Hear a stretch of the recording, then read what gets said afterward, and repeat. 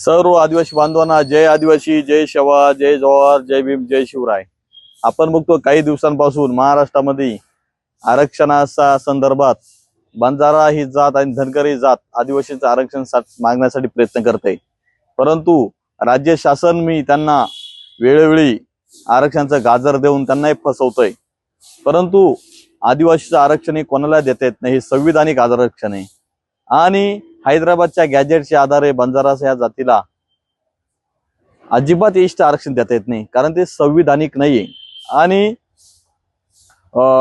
निजामच्या हैदराबादचं gadget आदिवासींना लागूच होत नाही, कारण निजामच्या हैदराबादच्या गॅजेटवरती भारत देश चालत नसून डॉक्टर बाबासाहेब आंबेडकर यांच्या संविधानावरती भारत देश चालतोय।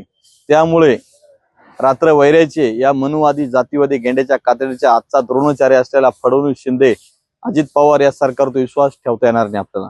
त्यामुळे आपल्या हक्काचं आरक्षण वाचवण्यासाठी, संविधानाला संरक्षण मिळण्यासाठी सर्व आदिवासी बांधवांनी येत्या 10 ऑक्टोबर 2025 रोजी त्र्यंबकेश्वर नगरीमध्ये आदिवासींचं उलगुलान धडकणार आहे।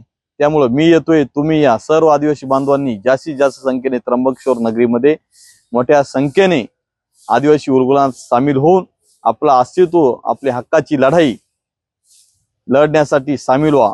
जय आदिवासी, जय शेवा, जय जोहार, जय भीम, जय शिवराय।